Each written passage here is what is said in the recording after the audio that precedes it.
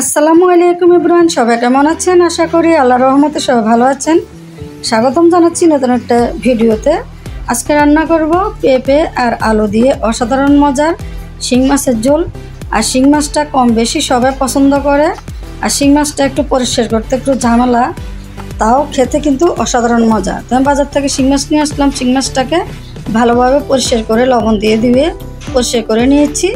তা আমি এমনিতে যে কোনো মাছ হালকা ভাজি করে রান্না করি। শিং মাছের মধ্যে যে রগটা থাকে রগটা ফেলে দিলাম। মাছটা আমি এখন হলুদ মরিচ লবণ দিয়ে মাছটা হালকা ভেজে নেব। মাছটা ভাজি করে রান্না করলে খেতে অসাধারণ মজা লাগে, আর কাঁচা যে একটা গন্ধ থাকে সেটা আর থাকবে না। আমি সবসময় সব মাছই এভাবে রান্না করি, কারণ আমি কাঁচা মাছ খেতে পারি না, ভাজি করা ছাড়া খেতে পারি না। তো মাছটা বেশি একটা ভাজবো না, হালকা করে ভেজে নেব। এক পাশ হয়ে গেছে, আরেক পাশ উল্টিয়ে দেব। আপনারা এভাবে ট্রাই করবেন। আসলে শিং মাছটা খুবই প্রিয়, খুবই মজার একটা মাছ। তো মাছটা আমার ভেজে নেওয়া হয়ে গেছে। সবগুলো মাছ এখন আমি তুলে ফেলবো। তো ওই প্যানে আমি আরও কিছু পরিমাণ তেল দিয়েছি, আর এখন এখানে হাফ কাপ পেঁয়াজ কুচি দিয়ে দিলাম। পেঁয়াজটাকে হালকা লালচে কালার করে ভেজে নেব আমি।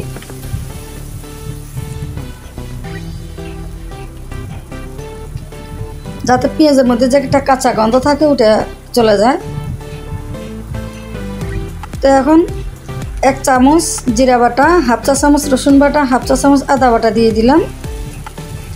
তো মশলাটাকে নেড়ে ছেড়ে আমি কষিয়ে নেব কিছুক্ষণ।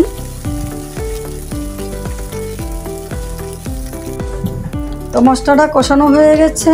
এখন এক চামচ লাল মরিচের গুঁড়া, হাফ চা চামচ হলুদের গুঁড়া, এক চামচ ধনিয়ার গুঁড়া দেব।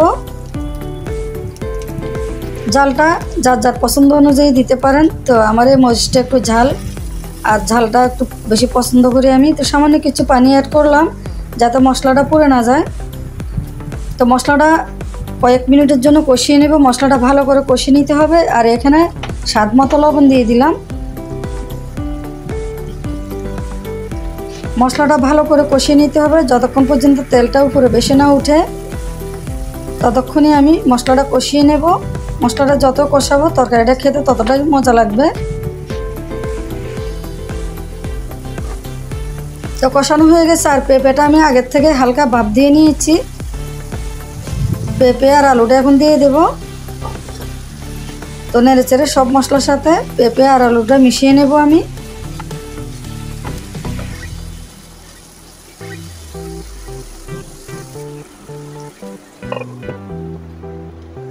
তা আমি কিছুক্ষণ ডেকে দিয়ে কষিয়ে নেব।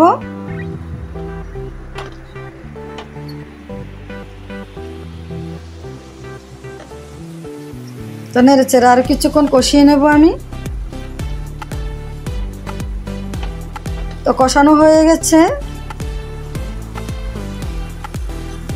এখন আমি এক মগের মতো পানি দেব, নর্মাল পানি।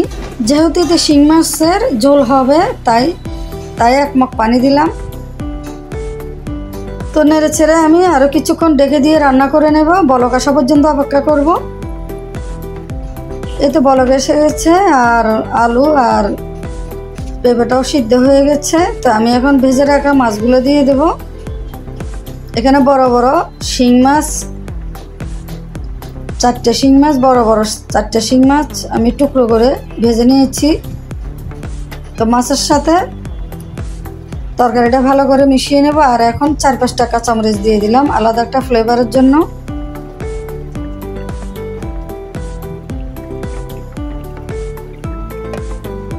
আমি আর কিছুক্ষণ ডেকে দিয়ে রান্না করে নেব।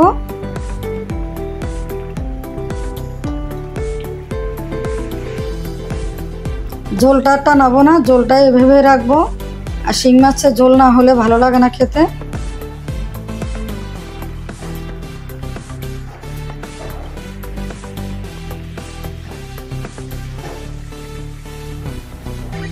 তো আমি কিছু ধনিয়া পাতা কুচি অ্যাড করলাম।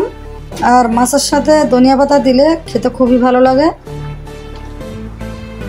তো আমার ভিডিওটা যদি ভালো লাগে অবশ্যই আমার ইউটিউব চ্যানেলটি সাবস্ক্রাইব করবেন, আর ফেসবুক পেজটি ফলো করবেন। দেখেন কত সুন্দর হয়েছে কালারটা, লোভনীয় কালার একেবারে। ঝোলটা কত ঘন হয়েছে। গরম গরম ভাতের সাথে খেতে অসাধারণ মজা লাগে। আপনারা এভাবে ট্রাই করবেন। আর আমার ভিডিওটা যদি ভালো লাগে অবশ্যই লাইক কমেন্ট শেয়ার করবেন।